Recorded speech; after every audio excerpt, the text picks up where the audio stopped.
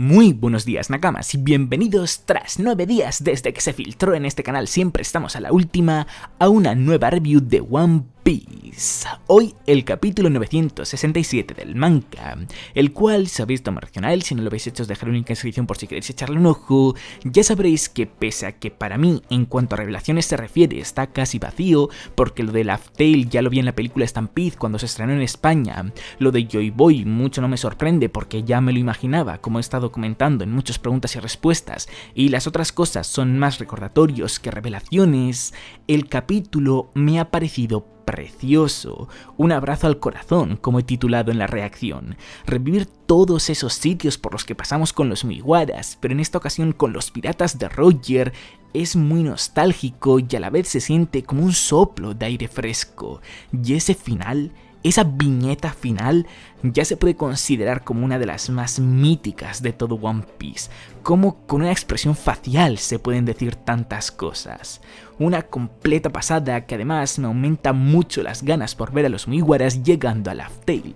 Como siempre, el link del capítulo lo tendréis en la descripción. ¡Empecemos! El capítulo es tan pero que tan bonito que incluso la portada, el color spread, en este caso es precioso, ya que por primera vez Oda se ha animado a dibujar a Jinbe junto al resto de los Mugiwaras, por lo que creo que ya es seguro que a partir de aquí podemos confirmar al 100% y sin ningún tipo de duda que efectivamente, como ya se creía, Jinbe forma parte de los Mugiwaras de manera oficial. Ya todos sabéis lo feliz que me pone eso, es lo único que me faltaba por ver para estar completamente seguro de que esto ocurriría y de que no va a morir, al menos pronto. El capítulo titulado La aventura de Roger, aunque ya suene muy repetitivo, comienza de una manera muy nostálgica por dos razones. La primera porque gracias al cuaderno bitácoras de Oden nos menciona cómo bajaron de Skypiea con la ayuda del que en ese entonces era el dios de dicha isla, Gunfall,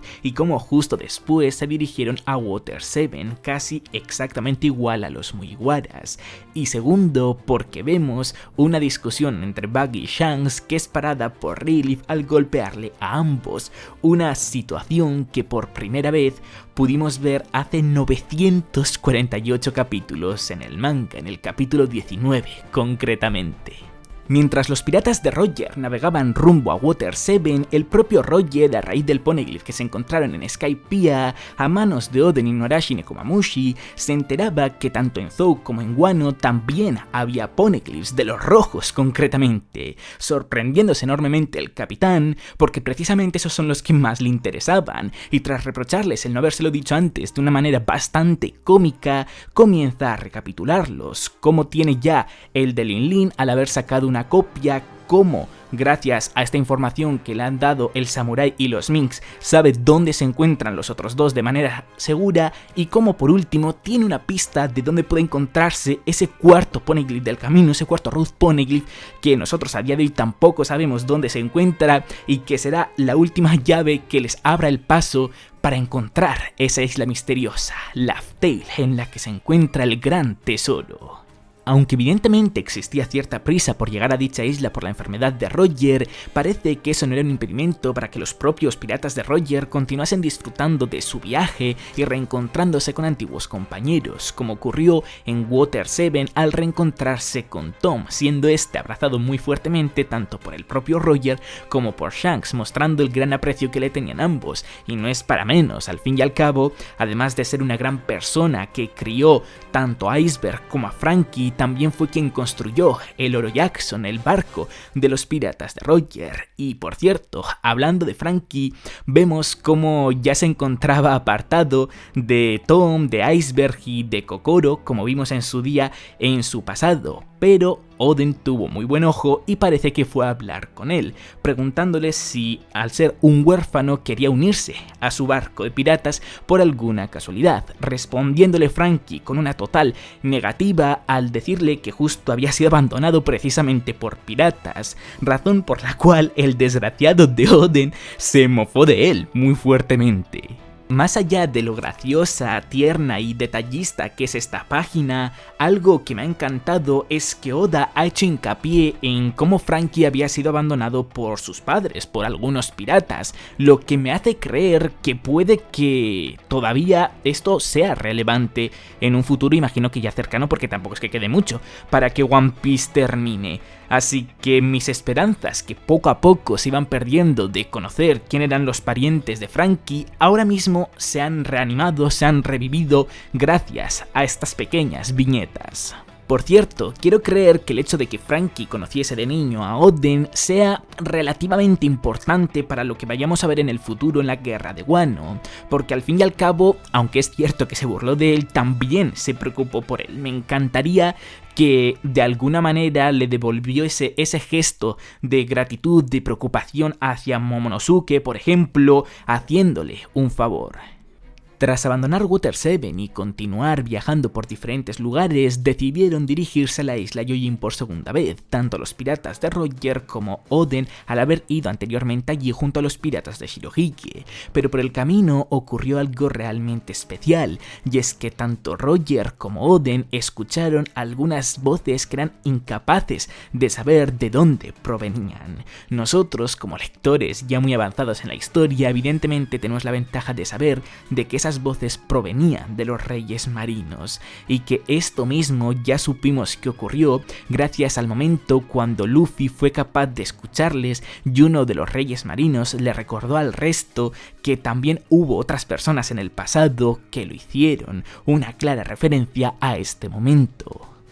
Mientras iban entrando a la isla Gyojin, los piratas de Roger de repente se vieron atacados por la Guardia Real de este país, capitaneados por Neptune, quien al reconocer a Roger y al resto de sus nakamas, con quienes parece que tiene una buena relación, o tenía, mejor dicho, bajó las armas rápidamente, aunque no las precauciones, ya que estaba bastante seguro que ellos iban a ser los culpables de algo malo que le iba a ocurrir pronto a la isla Gyojin, ofendiéndose a Roger primero por tratarle como culpable de algo que todavía ni siquiera había hecho, y segundo por creerse una pequeña profecía de una niña de 3 años, respondiéndole Neptune que dicha profecía decía que pronto iba a ser destruida una de las puertas de la isla Gyojin, por lo que por si acaso tenía que estar pendiente, y como de repente vio como los piratas de Roger llegaron y sabiendo lo peligrosos que eran, pues entonces asumía que ellos iban a ser el origen de este peligro, cuando de repente un fuerte ruido llegó a escucharse en toda la isla, y efectivamente una de las puertas de la isla fue destruida, pero no por los piratas de Roger, sino por un rey marino, a lo cual rápidamente pasaron a actuar y parece que tampoco sin crear un gran caos, aunque sí un poco, lograron solucionar. Pero evidentemente continuaban preocupados por el origen de este problema, porque los reyes marinos que de manera habitual actuaban de manera tan calmada, de repente habían sido los originarios de este caos, lo que pasaron a preguntárselo a la pequeña Charley, quien rápidamente les dio una respuesta, y es que la razón por la cual los reyes marinos se encontraban tan nerviosos era porque estaban ansiosos por el nacimiento de la princesa Sirena, lo que los habitantes de la isla Gyojin tomaron como otra profecía, como relativamente pronto el rey Neptune iba a tener una hija, a lo que este respondió que todos esperasen un momento, que todavía ni siquiera estaba casado y que además tomó el trono hace escasos meses, a lo que sus soldados le respondieron que no hacía falta que se preocupase o que estuviese en contra de ello. Al fin y al cabo, la pequeña Charley ya adivinó la muerte del anterior rey, al igual que la protesta política que llevó a cabo la sediciosa Otohime. Otra cosa que me ha molado mucho de este capítulo es que hayamos visto cómo las profecías de Sarley se llevan a cabo, ya que no solo te recuerdan la profecía que hizo cuando los Mugiwaras estuvieron en la isla Gyojin, como alguien con un sombrero de paja destruiría la isla, sino que además nos dice a la cara que esa profecía se va a cumplir, porque todas las profecías de Sarley se cumplen y esa seguro que no va a ser la excepción. Continuando con el capítulo, pasamos a averiguar la razón por la cual los piratas de Roger decidieron dirigirse a la isla Yojin, y es que resulta que en el bosque marino en esa época no se encontraba únicamente el poneglyph de disculpa de Joy Boy hacia los Yojins, el cual parece que en ese entonces los piratas de Roger no lo tomaron como algo realmente importante cuando debería de serlo y mucho para la trama, aunque apostaría que esto es un intento de Oda de ocultarlo un poco, sino que además se encontraba un Road Poneglyph, el que a día de hoy en la trama de One Piece parece que se encuentra desaparecido y que absolutamente nadie sabe dónde está. Pero curiosamente ni un poneglyph ni el otro pasaría a ser el tema de conversación a continuación, sino más bien el arma ancestral capaz de controlar a los reyes del mar, aquella que según el poneglyph que está en Skypiea se encuentra en la isla Yojin, Poseidón, a lo que Roger pasó a preguntarle a Neptune qué narices pasaba con ella, por qué no se encontraba en la isla, respondiéndole el rey con que según otra profecía de Sharley, una sirena que iban a hacer relativamente pronto tendría la capacidad de hablar con los reyes del mar, algo que tan solo ocurría una vez cada muchísimos siglos, respondiéndole a Roger una vez más si acaso está diciendo que será su hija el arma ancestral que vaya a destruir todo el mundo, devolviéndole a Neptune la respuesta con que primero tan solo es una profecía y segundo que cada poder depende mucho de cómo se use. Para justo a continuación, Roger pasará a preguntarle a la pequeña Sharley cuándo nacería esa supuesta princesa sirena, respondiéndole esta que en 10 años, por lo que en 10 años en adelante dicha arma ancestral pasará a existir en el mundo de One Piece, algo que por cierto a Neptune le decepcionaba un poco el interés, sobre todo que Roger, un pirata sí, pero parece que no muy bélico, sino pacífico, tenía por un arma ancestral capaz de destruir el mundo, respondiéndole el propio Rayleigh con que podía estar tranquilo, que su interés original no estaba en la propia arma, sino más bien en la gente que llamó arma a esa cosa, y concretamente en el vasto tesoro que dejaron esas personas detrás. Aprovechando que hemos llegado a la mitad del capítulo y que cambiamos de frente abierto, quiero detenerme un momento para comentar algo que antes he saltado queriendo, y es que como hemos estado viendo a lo largo de este capítulo, los piratas de Roger han estado navegando por diferentes islas y lugares, siendo las más destacables 3 de ellas, Water 7, la isla Yojin y entre muchísimas comillas, Tequila Wolf. Para aquellos que no lo recordáis, Tequila Wolf es el lugar al que fue parar Robin tras ser los Mugiwaras separados por Bartholomew Kuma en el archipiélago Shabondi, donde se encontraban muchísimos esclavos y estaban creando un puente mandados por un Tenryubito desde hace 700 años, justo cuando terminó el siglo vacío. Y he dicho Tequila Wolf entre muchas comillas porque como bien dice Arthur en su blog de Library of Ohara, os dejaré un link en la descripción, lo más probable es que este lugar que vemos en este capítulo, ese puente en construcción que parece exactamente igual al que se encuentra en Tequila Wolf, no sea Tequila Wolf como tal, porque Tequila Wolf se encontraba en el East Blue, y no tiene mucho sentido que Oda nos haya estado mostrando el viaje de los piratas de Roger por Skypiea, Water 7 y la isla Yojin, es decir, por el paraíso, por esa parte tranquila del Grand Line, y de repente meternos de por medio un lugar que está en el East Blue. Por lo tanto, es muy posible que este puente que veamos aquí no sea el perteneciente a Tequila Wolf, sino que el gobierno mundial, los Tenryubitos, estén creando puentes, mejor dicho, por todo el mundo para unirlo aún más. Y aunque esto hoy en día es muy difícil de saber por qué va a ser relevante para la trama de One Piece, que empezase a construirse después de que terminase el siglo vacío, que Oda hiciese que Robin fuese a parar allí y que ahora nos lo haya recordado, creo que se puede dar casi por hecho que esto que Oda nos está mostrando muy poco a poco sí que va a ser muy, pero que muy importante para la trama de One Piece, porque si no, no vería la razón por la cual dibujarlo en momentos tan importantes.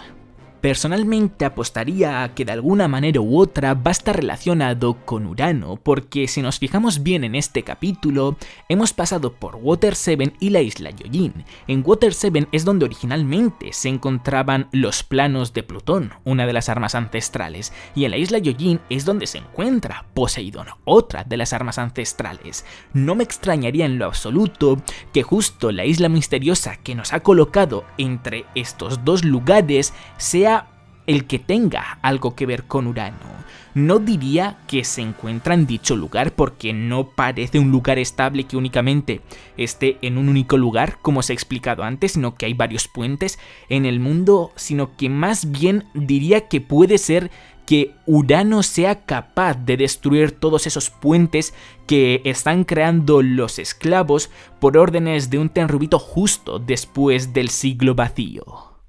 Volviendo con el capítulo, tras ver cómo los piratas de Roger continuaban viviendo más y más aventuras y pasándoselo genial juntos, vemos cómo finalmente llegaron a Wano, pero justo antes de entrar al país como tal, Toki cayó enferma por todo el cansancio acumulado que tenía durante tantos años de viaje, a lo que Crocus, como buen doctor dentro del Oro Jackson, les propuso que se desembarcase en Wano y ya reposase allí durante un largo periodo, proponiéndole a su vez Inuarashi y Nekomamushi a Oden que, como Kinemon y el resto no la conocían, se quedarían cuidando de ella, respondiéndoles Oden que él haría lo mismo, a lo que Toki, interviniendo rápidamente, se negó por completo, diciéndole que si es el tipo de hombre que se detiene justo ahora, le pediría el divorcio. Para justo después pasar a ver a los vainas rojas que se quedaron en Kuri, Kinemon, Kanjuro, Raizo, Kawamatsu y Kiku, darle la bienvenida a Oden e intentar informarle sobre la situación de Wano, pero antes de poder hacerlo, el propio Oden les dijo que volvía a abandonar el país de Wano durante un tiempo, y aun siendo consciente de que su propio país no se encontraba en el mejor de los estados y que estaba cambiando, que algo malo realmente estaba ocurriendo en él, rápidamente tomó una copia del Road Poneglyph y volvió al Oro Jackson para continuar navegando junto a los piratas de Roger. Con 3 de los 4 Road Poneglyphs en su haber y siendo conscientes de que el último de ellos se encontraban en Zou, los piratas de Roger, con una Vibre Card que les dirigía hacia Zunesha, pusieron rumbo hacia dicho lugar al que tanto Inuarashi como Nekomamushi previamente habían enviado una carta de recomendación para los piratas de Roger hacia el duque del ducado de Mokomo, cuyo nombre no pienso pronunciar por lo jodidamente extraño que es, pero que no solo demuestra lo buenos que eran ya en ese entonces tanto Inuarashi como Nekomamushi, sino que además el propio duque del ducado de Mokomo tenía una confianza enorme en ellos pese a haber abandonado su lugar Zou cuando apenas eran unos niños, un gesto que sinceramente me sorprende bastante, que hace que no me extrañe que ambos hayan acabado convirtiéndose en los duques de Zou en la actualidad. Para justo después pasar a ver cómo todos los Minks les daban una cálida bienvenida a los piratas de Roger, entre los cuales ni Oden ni Roger se sentían del todo cómodo, tenían la sensación como que algo enorme les estaba mirando, lo que es una clara referencia a, una vez más, el poder de escuchar la voz de todo, el hecho de que Zunesha les estuviese como mirando o incluso hablando, algo que ya vimos durante el arco de Zou, para una vez más, justo después, ver como tanto Roger como todos sus nakamas llegaron al bosque donde se encontraba escondido el Road Poneglyph y donde estaba la cresta del clan Kozuki, lo que tanto para Roger era una gran noticia porque finalmente había reunido los 4 Poneglyphs y podría ir a esa isla misteriosa, y a la vez para Oden porque confirmaba cómo ese relato, esa historia de hermandad entre ambos clanes era cierta. Tras unas preciosas palabras de despedidas por parte de Roger hacia un pequeño Pedro que luego influirían enormemente en la actuación que este Mink tendría en el arco de Whole Cake, los piratas de Roger se marcharon de Zou y llegaron al puerto de un pueblo cualquiera. en el cual, tras Oda mostrarnos cómo Roger ya se encontraba realmente mal en su enfermedad, aunque continuaba con su mítica alegría, le preguntó a sus nakamas si ya conocían el lugar en el que estaba ubicada la isla misteriosa, a lo que estos le respondieron que sí, y a su vez le preguntaron cuándo partirían, respondiéndoles a su vez Roger que en ese mismo instante. Desgraciadamente, o tal vez no, Buggy justo cayó enfermo antes de dirigirse a la isla misteriosa, la isla final, y aunque tuviese muchísimas ganas de ir hasta el punto de mentir diciendo que se encontraba bien, Crocus le tenía caladísimo y se negó por completo a que marchase junto a ellos hacia dicha isla misteriosa, tomando Shanks a su vez una decisión, la de tampoco ir a la isla, sino que más bien quedarse con Buggy cuidándole, diciendo que si alguna vez van a ir a dicho lugar, lo harán con sus propios barcos. Sinceramente, esto me ha sorprendido mucho, no solo porque creía que tanto Buggy como Shanks sí que habían estado en dicha isla, porque parece que ninguno de los dos tenía una razón para ir hoy en día, sino sobre todo por la actitud que Shanks muestra ahí, la relación tan estrecha, tan cercana que parecía tener con Buggy, pese a haber discutido durante tanto tiempo y pese a que hoy en día no parezcan tan cercanos, o al menos por parte de Buggy. Me ha parecido un gesto muy pero que muy bonito por parte de Shanks. Aunque este detalle se queda casi que nada cuando entramos en la maravillosa recta final de este capítulo, comenzando por ver cómo todos los periódicos ya daban la noticia de que finalmente los piratas de Roger lo consiguieron, dieron una vuelta completa al mundo, lo navegaron por todos los lugares y que finalmente por primera vez alguien conquistó todo el mar, lo que le llevó a ser considerado primero el rey del mar para después serlo el rey de los piratas. Pero, ¿qué más da realmente las reacciones sobre esto de gente random que ni siquiera conocemos? Aquí lo verdaderamente bonito y lo verdaderamente importante se encuentra en las palabras escritas en la bitácora de Oden, como ese día los piratas de Roger lo supieron todo sobre el mundo, qué era el siglo vacío, quiénes eran los de, qué eran las armas ancestrales, cómo Guano en el pasado estaba abierto al mundo. Pero una vez más, lo más bonito se encontraba en la siguiente frase, cómo frente a ese vasto tesoro que se encontraba en la isla misteriosa a la que los piratas de Roger consiguieron llegar con tantísimo esfuerzo, al verlo, Roger se rió de igual manera en la que lo hicieron todos sus nakamas. Pero como a Oda no le bastaba crearnos esta felicidad tan grande tras ver a todos los piratas de Roger y sobre todo al propio Roger sonriendo de esa manera tras averiguar lo que es el One Piece, nos añade otro pequeño detalle muy bonito más, como Roger comienza diciendo que le hubiese encantado vivir en la misma época que Joy Boy. Qué grande es el tesoro que les dejó atrás, una historia llena de risas, lo que al propio Roger le dio la idea de que como fueron las primeras personas en llegar a la isla final en 800 años, ponerle un nombre a esta, Laugh Tale, que no Raftel, Laugh Tale. Y de esta manera, sabiendo el nombre real de la legendaria isla que lleva presente en nuestras mentes desde hace tantísimos capítulos, es como finaliza este tan maravilloso capítulo.